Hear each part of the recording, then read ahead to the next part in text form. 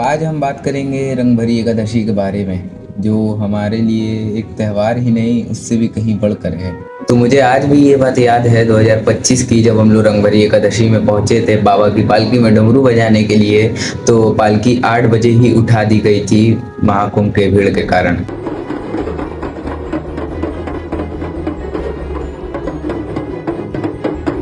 तो ये जो क्लिप है 2025 की है, जो आपने अभी देखी है, जब हम लोग उदासी मन से देखते हैं कि बाबा की पालकी उठ चुकी है तो हम लोग वहां जाकर के डमरू बजाने लगते हैं। तो अब आप पूछोगे कि ये रंगभरी एकादशी क्यों मनाई जाती है। तो भाई, जब पहली बार बाबा महादेव हमारे माता पार्वती को पहली बार काशी लाए थे, तो उस दिन को हम लोग रंगभरी एकादशी मनाते हैं। तो अब आती है 13 फरवरी, बाबा की हल्दी मेहंदी वाले दिन, जो कि 12 तारीख को हल्दी थी और 13 तारीख को मेहंदी थी और 15 तारीख को महाशिवरात्रि 2026 की ये बात है। जब हम लोग वहाँ पहुँचते हैं तो ये वो उसकी फ़ोटो है।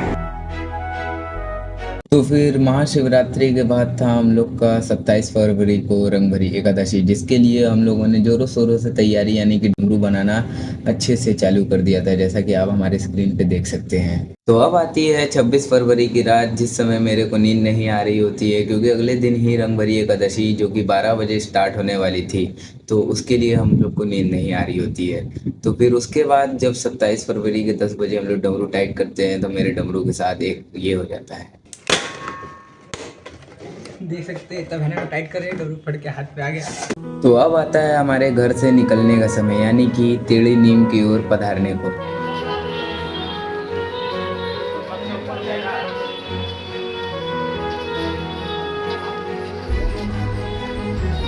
तो जब हम लोग टेढ़ी नीम की तरफ पहुंचते हैं, तो वहां पे जाके पता चलता है कि वहां बैरिकेड लगे होते हैं, अंदर जाने की अनुमति ही हम लोग को नहीं दी जाती है, क्योंकि पुलिस कहता है कि 3 बजे के बाद जाना है और कुछ पुलिस वाले कहते हैं कि अंदर जाना ही मना है, सिर्फ 5 डमरू बजने की अनुमति है, जो कि वहाँ के संस्था की तरफ से होंगे। तो हम लोग बड़ी उदासी मन से उसी जगह बैठ गए थे कि भाई अगर जाने देगा तो चले जाएंगे। तो हम लोग को एक खुद दल दिख जाता है वहाँ पे, जो कि उसी चीज़ से जूझ रहा होता है, जो कि हम लोग को दिखता है। तो वो पीछे वाले रास्ते से आता है, तो हम लोग जैसे ही पीछे वाले रास्ते पे जाते हैं तो वहाँ से हम लोग को एंट्री मिल जाती है अंदर। तो फिर जाके वहाँ बैठते हैं, तो फिर वहाँ पे बैठने के थोड़ी देर बाद डमरू बनना चालू हो जाता है। ये उसकी कुछ क्लिप है।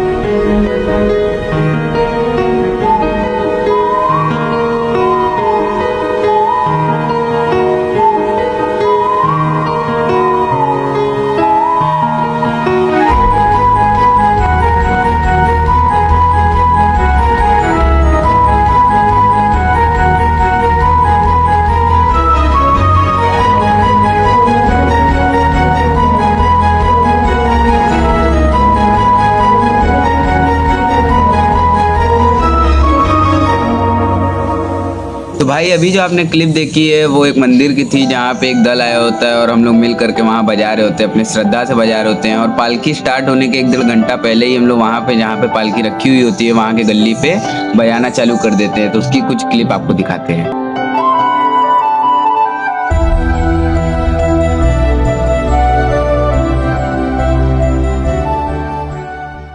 तो और मैं आपको एक बात बताता हूँ, मैंने यहाँ से लेकर के यहाँ तक के बाल सिर्फ रंगभरी के लिए बढ़ाए थे, और मैं यहाँ से 5 किलो का बोरी वाला रंग भी लेके गया था। तो अब हम लोग उसको उड़ाना भी चालू करते हैं, तो उसकी क्लिप्स भी हैं।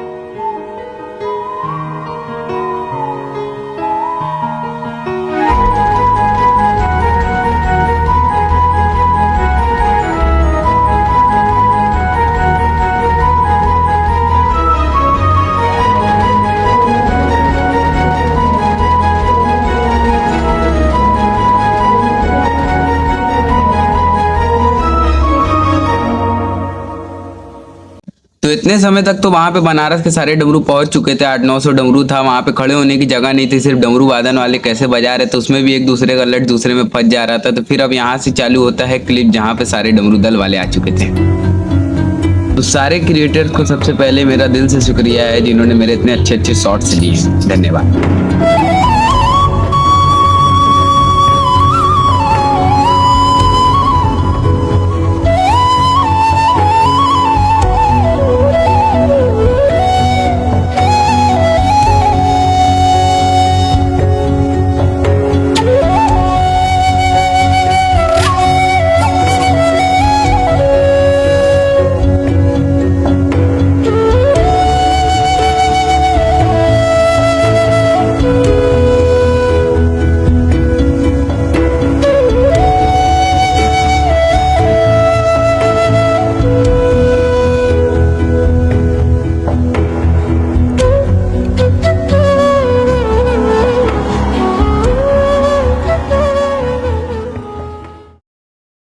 तो भाई रंगभरी में इतनी ज़्यादा भीड़ थी कि भाई डमरू बजाते बजाते इतने देर से हम लोग को तो चक्कर आने ही लगा था, लेकिन इतनी भीड़ भी थी कि भाई हम लोग को भाई घुटन सी होने लगती है वहाँ पे।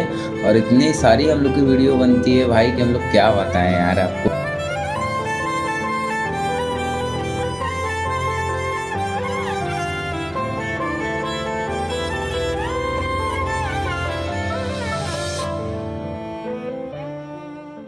तो इन्हीं सब के बीच में हमारे एक भाई ने इतने सारे मेरी अच्छी अच्छी फ़ोटोज़ ली थी, तो उनके लिए मेरे दिल से शुक्रिया। तो यहाँ पे बाबा की पालकी भी आगे आने लगती है, जैसा कि आप क्लिप्स में देख सकते हैं हमारे।